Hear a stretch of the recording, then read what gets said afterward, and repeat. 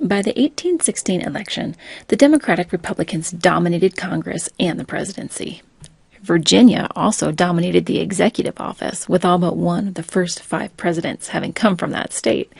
James Monroe, a Democratic Republican from Virginia, and the last Revolutionary War veteran elected president, won by a landslide, inheriting the era of good feelings. What happened to the Federalist Party?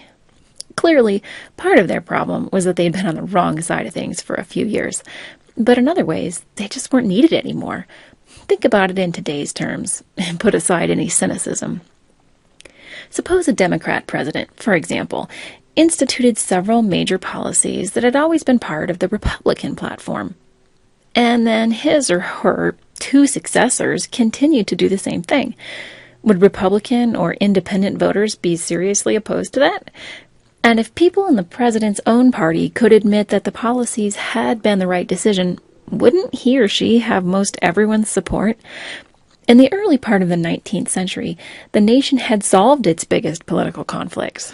Why did they need 2 parties at the moment? Both Presidents Jefferson and Madison had taken actions that contradicted the party's commitment to a small federal government in favor of Federalist positions that extended the power of the presidency and the federal government. But many Americans felt that actions like the Louisiana Purchase and the National Bank had indeed benefited the nation. President James Monroe adopted this pragmatic approach to governing. For example, supporting a standing military and promoting industry. And he tried to continue the nation's political unity by appointing people from different regions of the country to government positions. In Monroe's first term, he also increased the nation's borders. Having served as an ambassador, governor, Secretary of State, and Secretary of War, Monroe was an expert negotiator. Soon after taking office, his administration approved the Rush-Bagot Treaty. This agreement between Britain and the United States disarmed the Great Lakes and later gave both nations joint control over the Oregon Territory. This meant that for the first time, American territory reached from sea to shining sea. Then, tensions started to flare at America's southern end between Native Americans and U.S. settlers, as well as military forces passing through Florida. In 1818, General Andrew Jackson invaded, and some of his actions violated international law. This interfered with negotiations already underway to purchase Florida from Spain.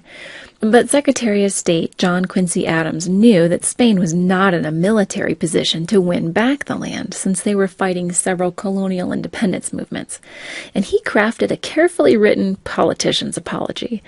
The U.S. government offered to return the captured land, but also blamed Spain for the problems, and suggested that they either learn to control the colony or just give it to America.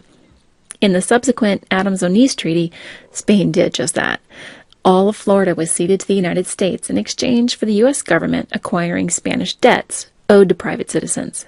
The treaty also resolved some border disputes in the Southwest. The nation enjoyed widespread contentment under James Monroe until 1819, when a financial panic hit. Although historians debate the specific causes, it's generally agreed that this was the first recession that originated within the United States and was likely a result of policies established under previous administrations. Still, Monroe was elected without opposition, receiving every electoral vote but one. Legend has it, the lone dissenter only voted for someone else so that Washington would have the honor of being the only unanimously elected president. Monroe's second term, however, was more controversial. First of all, there was nationwide outcry when Missouri wanted to enter the Union as a slave state. Their request was denied in 1819, and it took Congress 2 years to craft the 1820 Missouri Compromise, welcoming the slave state of Missouri only on the condition that a free state, Maine, was also admitted at the same time. Monroe again raised some eyebrows when he refused to sign the Cumberland Road Bill that promised federal maintenance and expansion of an existing interstate highway, believing it was a local matter. Economic policies such as tariffs and the role of the National Bank were also in question along regional lines. These controversies revealed that the United States was entering a period of sectional, rather than partisan, politics.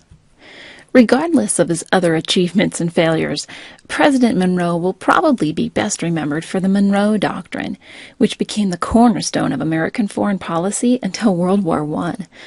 In his seventh State of the Union address, the president spoke up about events that were happening throughout the Western Hemisphere.